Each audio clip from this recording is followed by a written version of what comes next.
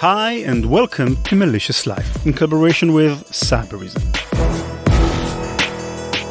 There's an argument to be made that blockchain is the fastest growing technology in mankind's history. Think about it. Artificial intelligence seems like it's developing way too fast, but the technology really dates back to the 50s, and Siri isn't as smart as it seems. Virtual reality began in the 60s or 70s, depending on how you look at it. The first IoT machine was devised in '82. Do you know when the first blockchain, the Bitcoin network, was deployed? 2009. That wasn't that long ago. Yet today, even your grandma has heard of Bitcoin.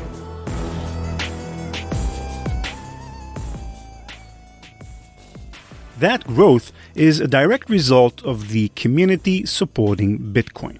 The most revered are those weird and crazy early adapters that believed in it back when the rest of us either didn't know what it was or figured it was just some passing fad. Today, it's the diversity of interests represented on the platform that really pushes the needle forward.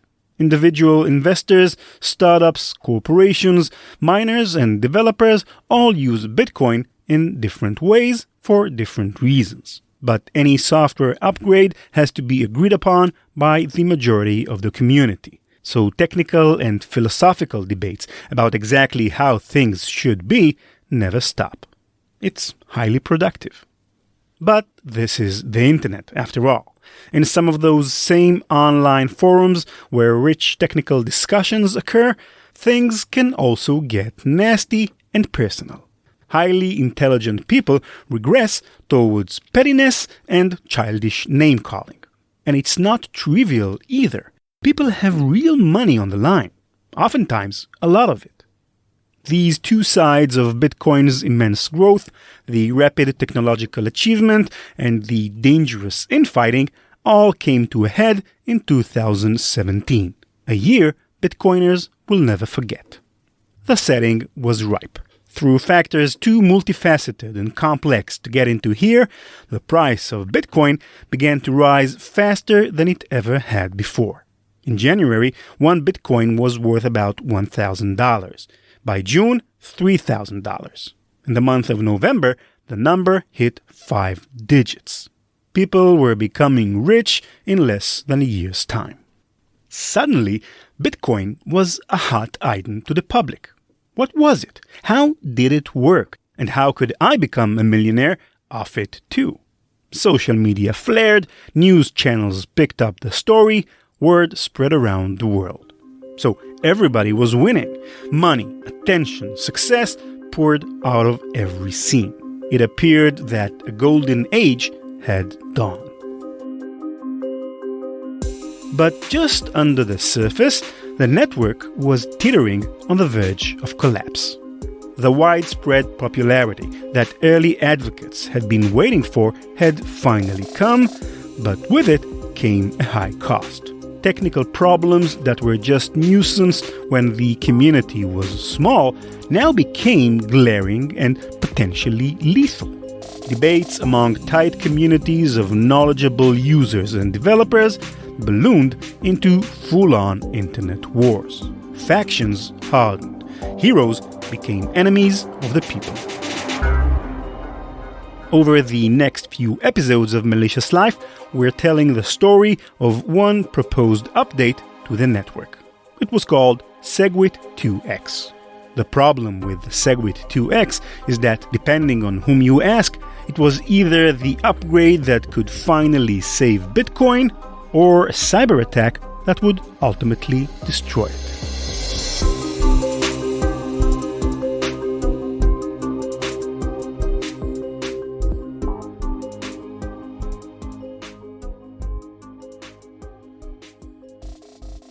At a time when a dozen Bitcoin could buy you a new car, the network supporting it was quite literally splitting at the seams. Bitcoins, as you might already know, is a decentralized system in which every transaction, every transfer of Bitcoins from one wallet to another, needs to be processed and approved by the entire network. The two main issues at hand were the time it took the Bitcoin network to process and approve these transactions, and the fees users needed to pay for these transactions to go through.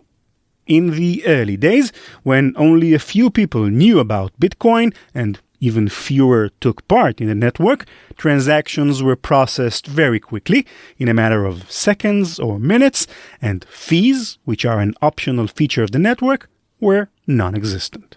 Over time, as Bitcoin got more popular and as more transactions were initiated, the processing time of transactions grew from seconds and minutes to hours and days.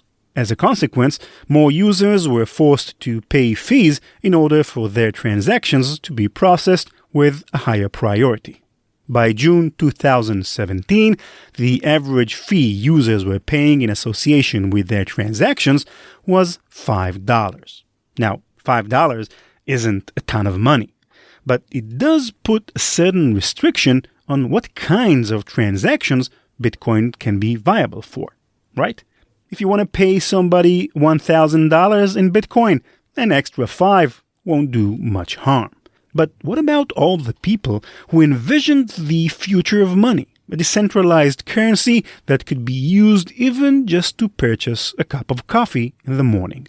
You can't pay for coffee with Bitcoin if the coffee costs $3.50, the payment costs another $5, and the payment itself is finalized after 24 hours or more.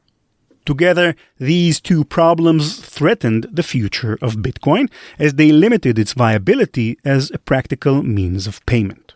Gavin Anderson, one of Bitcoin's main software developers and the founder of the Bitcoin Foundation, warned in an article he wrote on May 2015 that, quote, if the number of transactions waiting gets large enough, the end result will be an oversaturated network busy doing nothing productive. I don't think that is likely. It's more likely people just stop using Bitcoin because transaction confirmation becomes increasingly unreliable. End quote. The question is then, why the long delays and the high fees? Well, we could spend hours talking about the technical structure of the Bitcoin network, but ultimately it all boils down to a single parameter: the size of a Bitcoin block. A block is simply a file which holds the data about transactions on the Bitcoin network. Since blocks store the data about transactions, it follows that the size of a block is the limiting factor on how many transactions it can hold. The smaller the block, the fewer transactions it can store.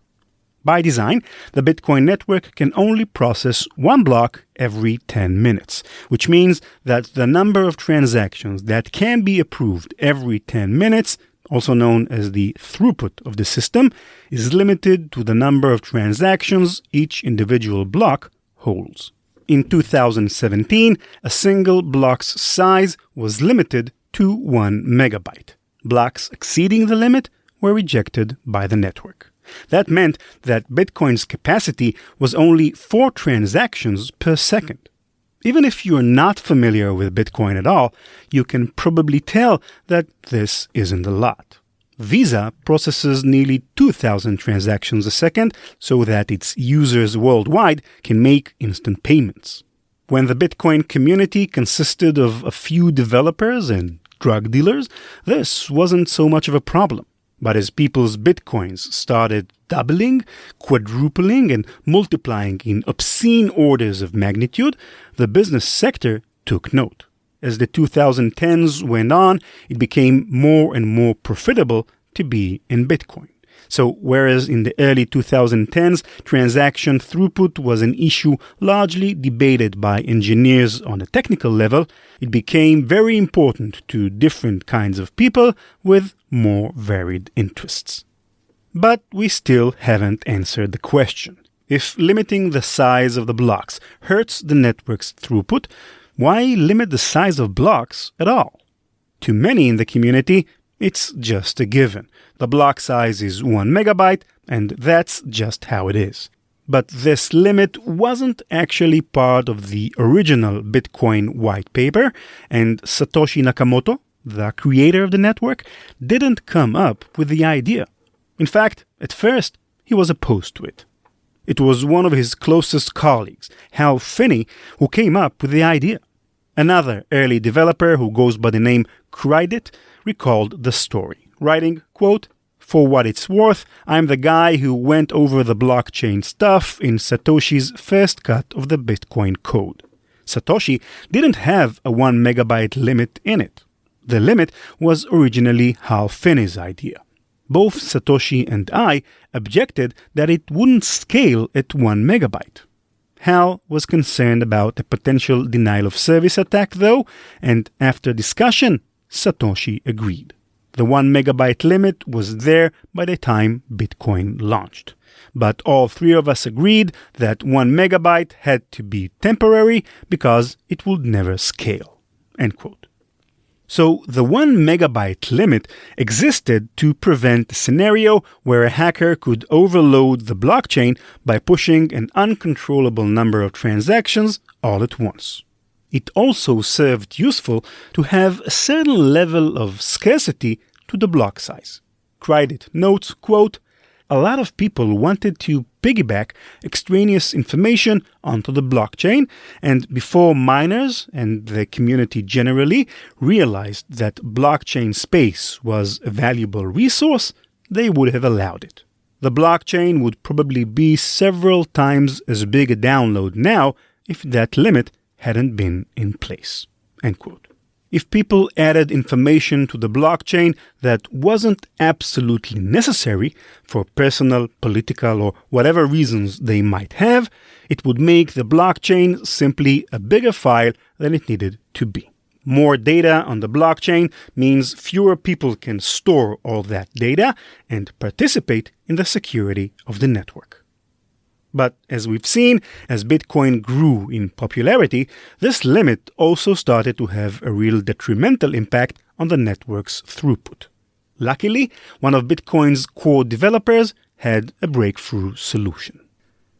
Peter Vela is as much of a software engineer as a software engineer can get. He writes code obsessively. He even looks like an engineer. A short guy, messy hair and a beard, glasses, with the kind of pale skin you develop by typing in dark rooms all day and night. In a community where everybody shouts at one another and people who don't actually know much pretend they do, Peter is hardly ever seen or heard in public. And when it comes to Bitcoin, he basically does know everything there is to know. As a result, he's taken on a kind of cult status. In 2018, the website CoinDesk labeled him as the Zen Master. An old meme from the Chuck Norris-style website PeterVelaFacts.com summed it up best. The caption of the image read, quote, "If a tree falls in the forest and no one is around to hear it, Peter Vela knows." Peter Vela doesn't write code.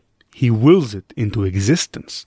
We are all actually living in a simulated reality created by Peter Vela. On the seventh day, God rested, but Peter Vela submitted a pull request. End quote. Peter is best known for his proposal called segregated witness, or SegWit for short. What's SegWit? Well, every Bitcoin transaction includes a sender, a receiver, an amount, and a signature.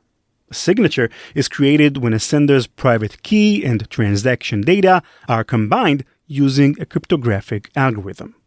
That signature, in effect, allows the network to verify that the sender is eligible to send the coins they are sending. SegWit proposed restructuring the data in the block such that every block can hold just under 4 times as many transactions as they could before. The throughput of the network is raised, and consequently, the fees the users needed to pay for each transactions are lowered. But that's only half the story. By restructuring the data in the block, SegWit also managed to cure a years-long vulnerability in the Bitcoin protocol called transaction malleability. Consider our senior producer, Nate Nilsson. If you ask him, he'll say he's 6'1", and he's correct. Hear that, ladies? You could also say Nate's 73 inches tall. Since I'm from Israel, I'm more inclined to say that he's 1.85 meters high. Ladies, please, one at a time. You understand that all these values are equivalent, even though they're expressed differently. In cryptography, however, both the value and how it's expressed matter. 0 is different from 000.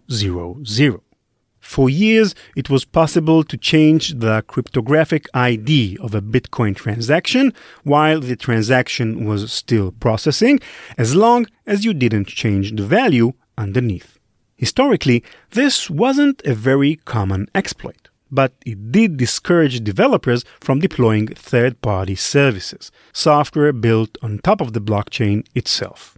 Like building a house on an unsecure foundation, you wouldn't want to deploy a service atop a blockchain so easily manipulated.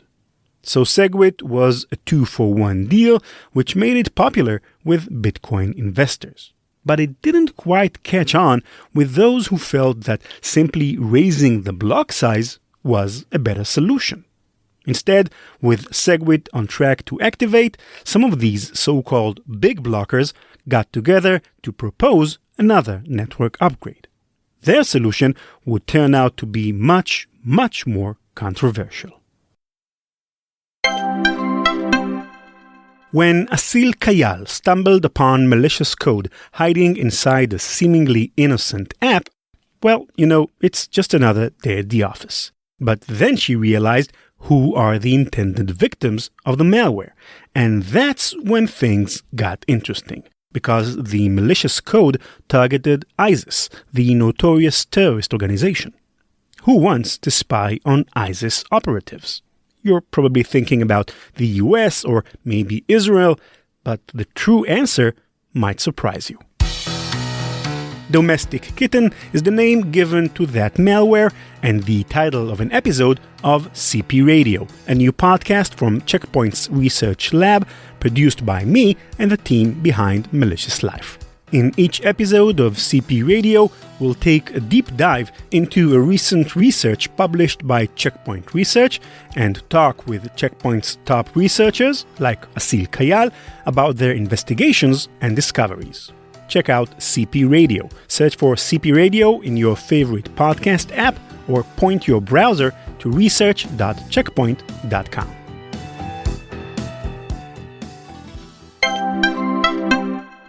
Jeff Garzik, the second character in our story, has a knack for getting in early on big software projects.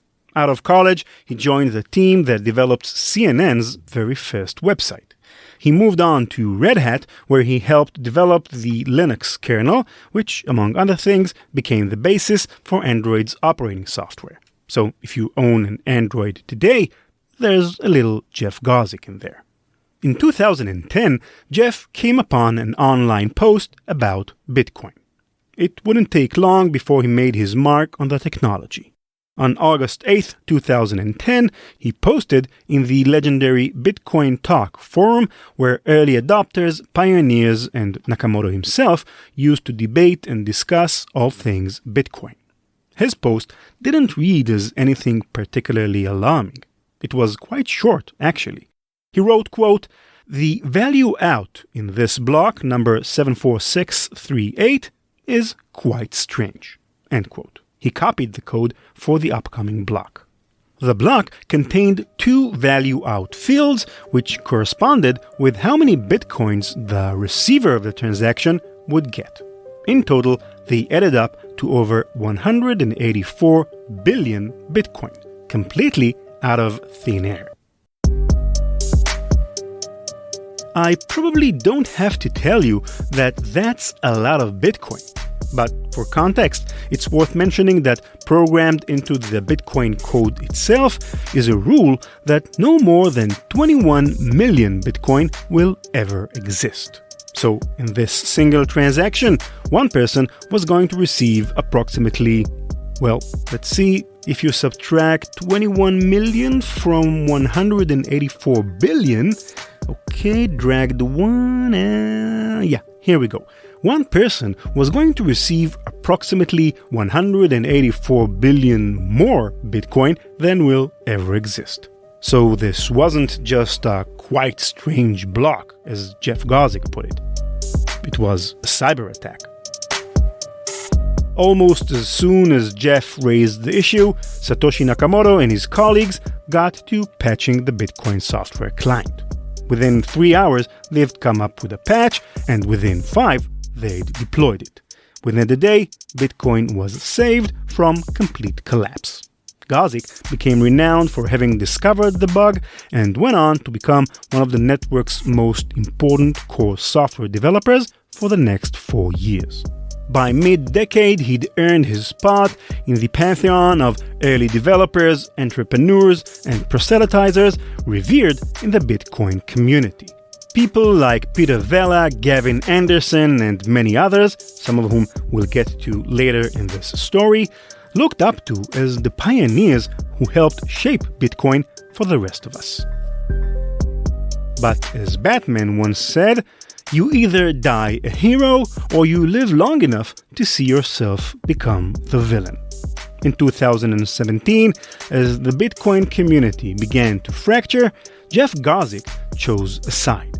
He did so by putting his name behind the proposal called SegWit2x.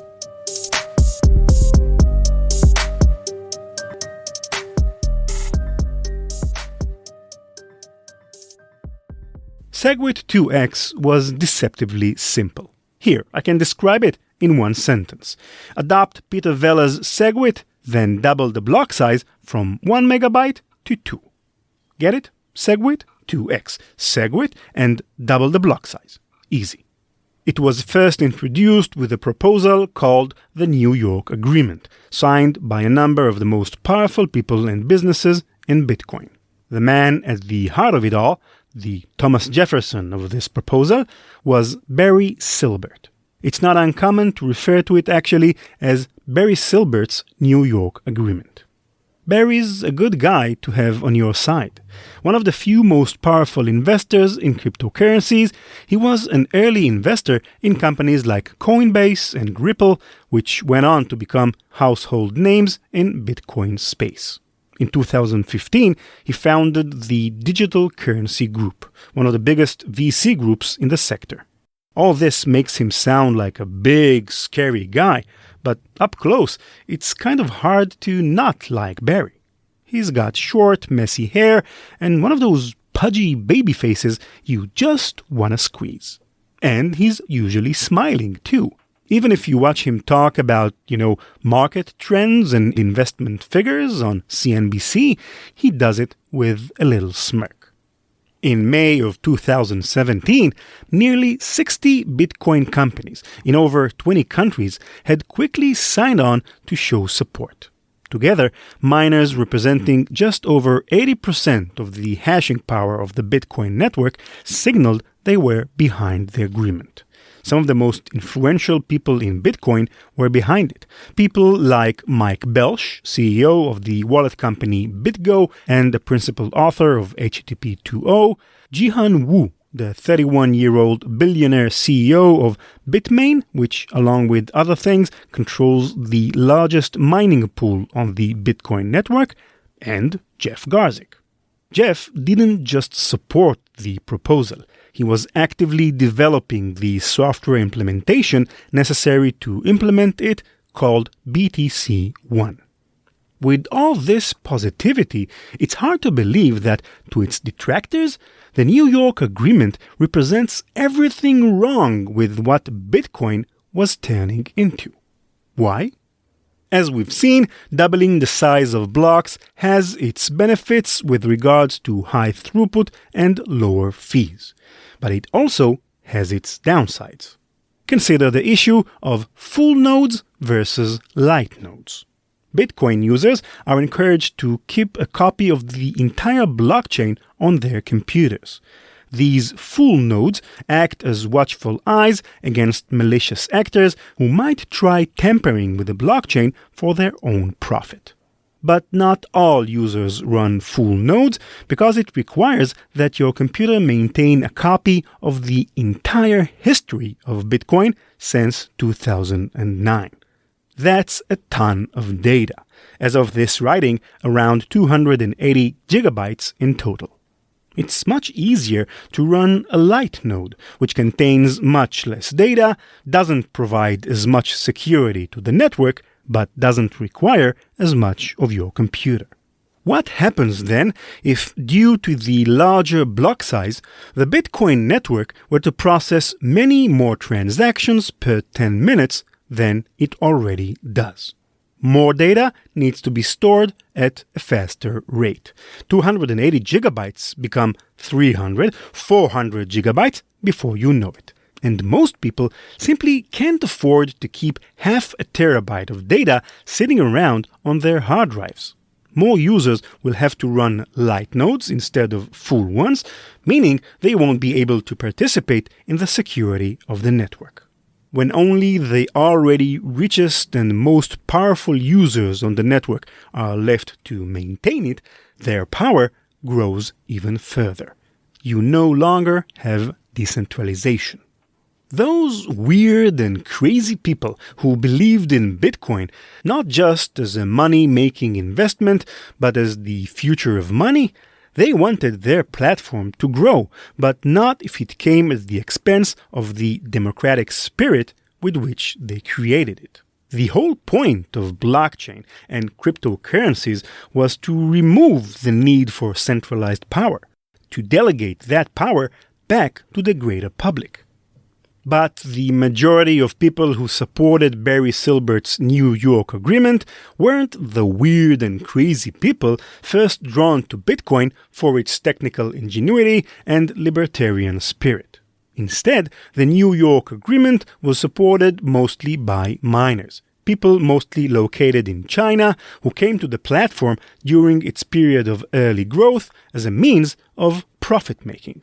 Miners are what we call the people who run high-powered computers which perform the cryptographic puzzle solving necessary to processing Bitcoin transactions. Bitcoin's senders have to pay fees in order to incentivize miners to perform the calculation and get the transactions approved. Whoever processes the transaction into a block first gets the fee payments. Miners, therefore, have a clear incentive. The more transactions that occur over the network, the more fees are available to scoop up. So what we have here is a clear conflict of interests. More transactions means more money can move around the Bitcoin network, making everybody richer. But too many transactions opens up all kinds of potential security failures and, even worse, threatens the very ethos of Bitcoin as a decentralized and democratic cryptocurrency. And to many, it went even further than that. They believed there was something disingenuous about the picture Barry was painting. Even if over 50 businesses were behind the plan, plenty others more didn't take a position or publicly came out against it. Even if the New York Agreement had all the businesses in Bitcoin on its side, which it didn't, and all the miners, which it didn't, that still doesn't include two important groups. Firstly, there's the vast majority of the Bitcoin community. Ordinary people who have their money invested in the coin and run ordinary nodes in the network. Where did they stand on all this? Well, they weren't asked, and that's the first problem.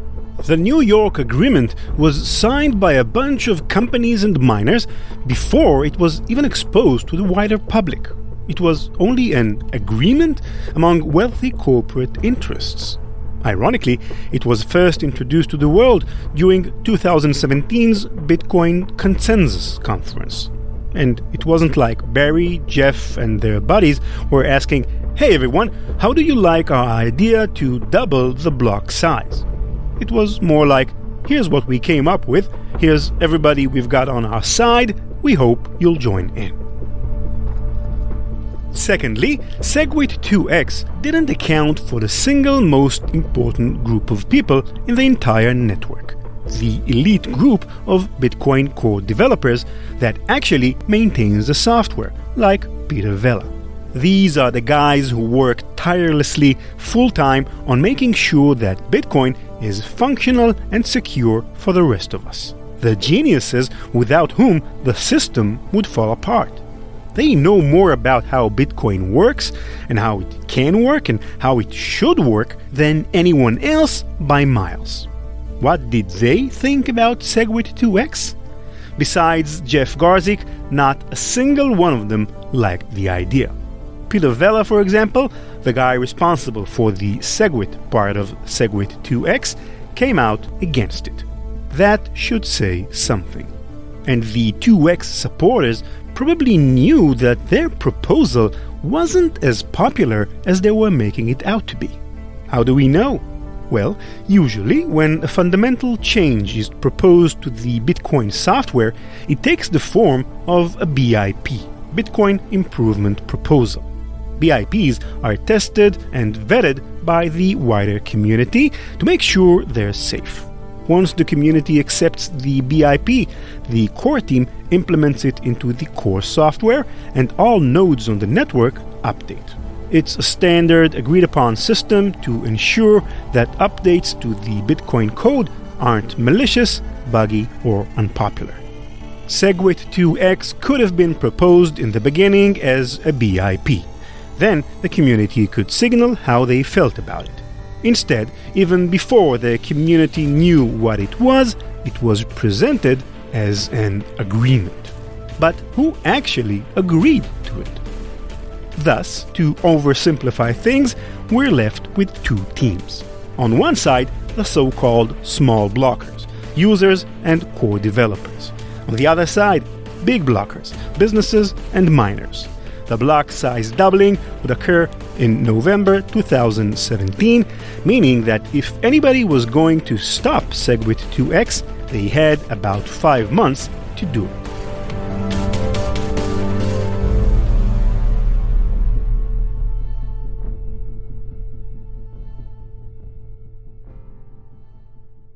And let's be clear, listeners, this wasn't an ordinary conflict among respectful disagreeing parties. The SegWit2x debate quickly devolved into a chaotic mess where any sympathy for the wrong side could get you in major trouble. I know because I experienced it myself by accident. In preparation for this episode, I posted on social media that the Malicious Life team was looking for people who were involved in Bitcoin during SegWit2x. Boring as that. I got a few helpful responses. Then someone commented, quote, "LOL, are you out of your mind with this bullshit scam?" I was a bit surprised, still pretty new to the whole subject. "Scam?" I wrote back. "Why scam?" "You can't read?" they replied. We went on, but you get the idea. Of course, this guy was an asshole and doesn't represent the larger Bitcoin community. But he does represent, arguably, some not-so-small part of it. People really cared about SegWit2x, and even the slightest inference risks offending those on either side of the debate. Plenty of what I already said would, to the right ears, sound extremely politically charged. So here's the thing. You know now what the New York Agreement is. You know why some people had a problem with how it was presented to the public. But none of what you've heard really explains the sheer loathing felt on both sides of the debate. By the end of this story, people will be called much worse names than I was, there will be public shaming campaigns, and sterling reputations will be forever tarnished. What was it that made SegWit2x this poisonous? Maybe because, according to some, it was actually not an improvement proposal at all, but an attack meant to take over the entire network. How come? The answer to this question and many more coming up in our next episode of Malicious Life.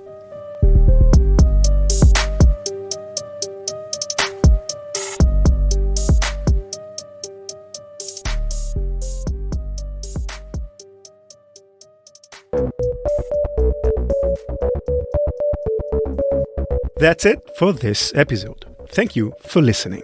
As always, our website is malicious.life, where you'll find all of our past episodes and their full transcripts. If you love the show, share a link to your favorite episode with a friend, a colleague, or a family member. You can also follow @MaliciousLife on Twitter or me at @RanLevy. That's RANLEVI. Malicious Life is produced by PI Media. Is your organization thinking about creating a podcast? Talk to us. We are the experts when it comes to making complicated and challenging topics accessible to a broad audience. My email address is ran@ranlevy.com. Thanks again to Cybereason for underwriting the podcast. Learn more at cybereason.com. Bye-bye.